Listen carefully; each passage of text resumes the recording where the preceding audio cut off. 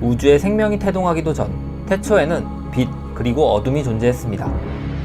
빛은 온 우주를 향해 밝게 퍼져나갔고 빛이 채워주지 못한 어두운 공백 사이엔 공허가 탄생했죠.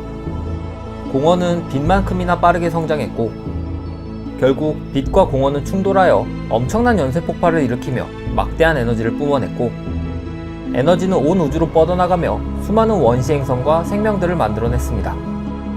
바로 현실에 존재하는 물리우주 끝없는 어둠의 탄생이었죠. 하지만 유독 불안정했던 에너지는 지옥 에너지로 가득 찬 또 다른 세계, 뒤틀린 황천을 만들어냈습니다.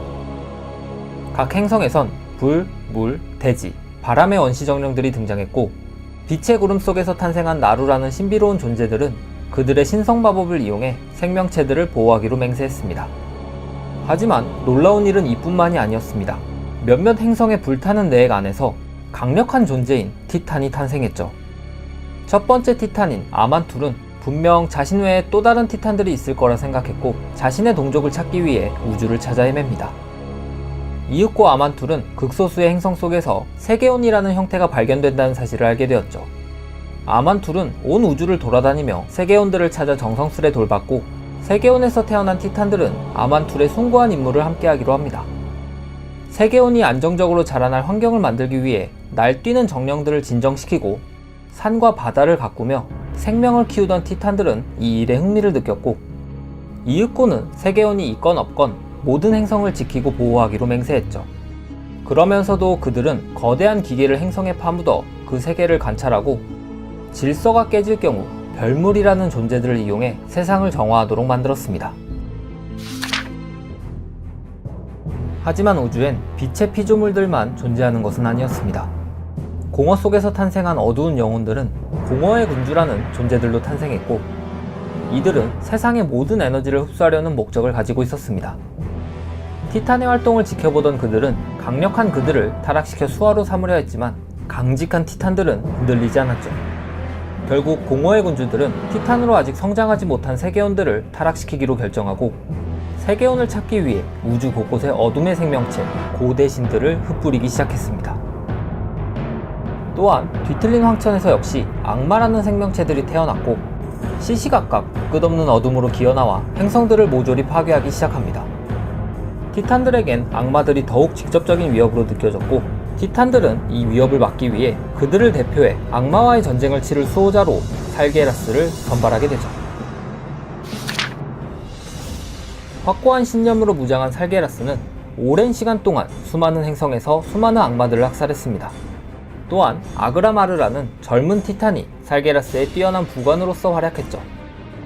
하지만 악마라는 존재는 황천의 불안정한 에너지가 가득한 곳에서 죽이지 않는 한 뒤틀린 황천으로 돌아가 육체를 재구성해 돌아왔죠. 죽지 않아.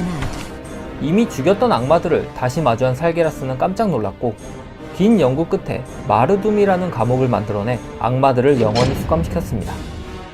강력한 티탄의 활약으로 악마들의 침입은 줄어들었고 세상은 평화를 맞이합니다.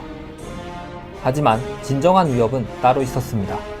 홀로 우주를 정찰하던 살게라스는 어둠의 머나먼 구석에서 고대신이 행성에 스스로를 파묻은 채 세계온을 타락시키는 장면을 목격합니다.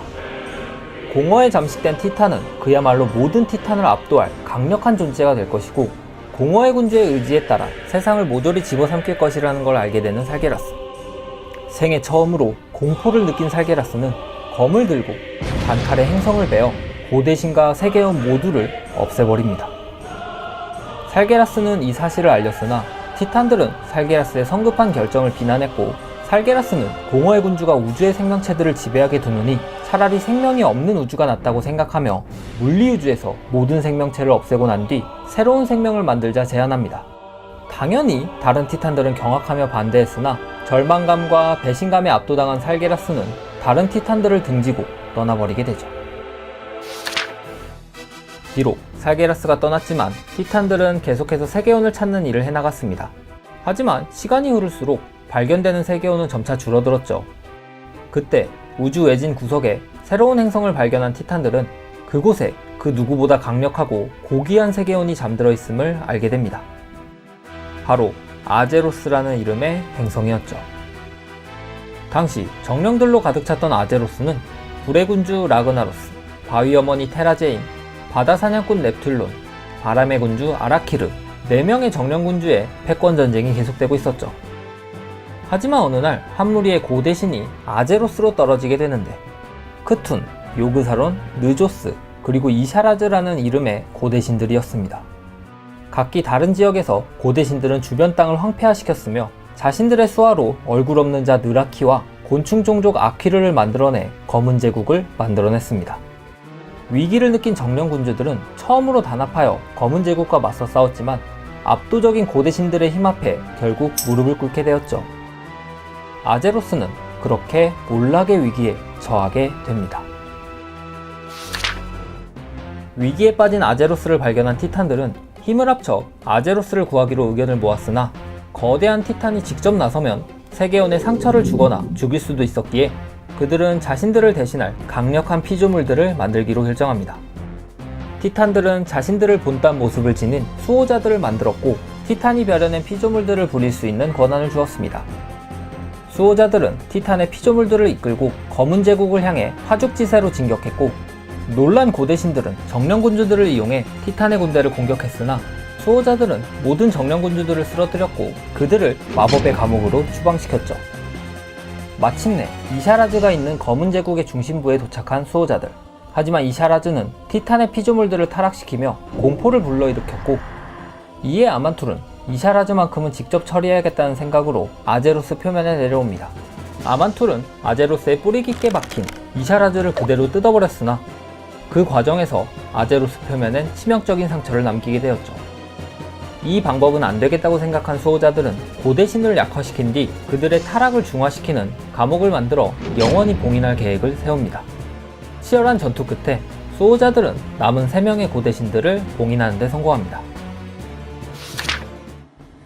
검은 제국의 몰락으로 아제로스엔 평화가 찾아왔지만 아제로스의 표면에 생긴 상처는 치유되지 않았습니다. 수호자들은 밤낮을 매달려 분출하는 생혈을 막을 마법의 수호물을 만들었고 상처가 있던 자리엔 생기 넘치는 에너지로 이루어진 호수, 영원의 샘이 만들어지게 되었죠. 이후 수호자들은 세계원을 위한 환경을 조성할 의지의 용광로와 시초의 용광로를 설치했고 제1관리자로 임명된 오딘은 폭풍 후 봉우리라 알려진 산악지대에 용광로 설치 작업과 요그사론의 감옥 감시를 위한 요새 울드아르를 건설하게 됩니다. 대수호자 라는 이샤라즈의 심장을 지하금고에 가둔 다음 시초의 용광로를 보호할 요새 울둠을 건설했으며 크툰이 감금되어 있는 감옥을 확장해 요새 안퀴라즈를 만들었습니다. 용광로에선 바위와 강철로 만들어진 생명체들을 만들어냈고 그곳에서 탄생한 아누비사스 거인, 톨비르, 브리쿨은 요새의 수호 임무를 맡았습니다. 치안이 안정되자 수호자들은 세상을 가꿀 새로운 하수인들을 만들게 되는데 산을 만들고 땅을 깎을 토석인과 기계장치의 제작과 보수를 맡은 기계노우, 강과 물기를 내는 모구, 그리고 아제로스의 환경을 빚어낼 바다거인과 산악거인들이 그 피조물이었죠.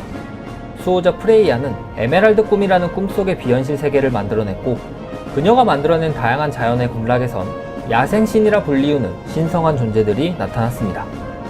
야생신들은 세계를 탐험하며 원시용을 비롯한 다양한 생명체들을 발견하고 가꿨습니다.